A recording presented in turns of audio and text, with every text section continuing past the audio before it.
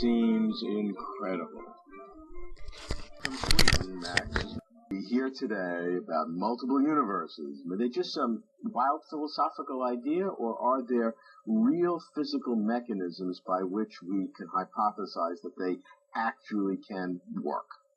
The amazing thing that we've discovered is that it's extremely hard to make only what we see, to make only this part of space from which light has come, and make nothing else, and stop. And make nothing else. The best theory we have for how to make this space is this theory of inflation, and it just keeps going and going and going.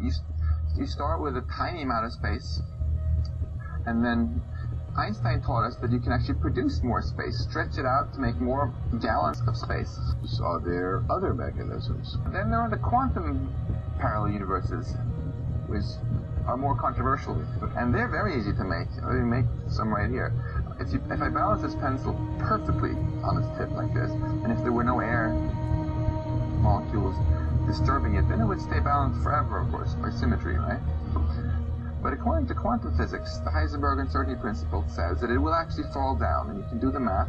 It takes about 20 seconds, and it will fall down not in any one direction, because that would break the symmetry, right? It will actually fall down in all directions in this strange so-called quantum superposition. This is what the physics tells us. That's how easy it is to create. That's how easy it is to create. Just have to have these quantum parallels. You just have to take something which is very symmetric, let the symmetry let the symmetry get destroyed. How many different worlds would have been created by the pen falling in any one direction? We just created a vast number of different worlds here. Why is it that we never see things? At least when we're sober, right? If you take seriously this idea that the quantum equations, that's it, then all of these possibilities are actually played out for real. And in fact, the whole notion of randomness is just an illusion.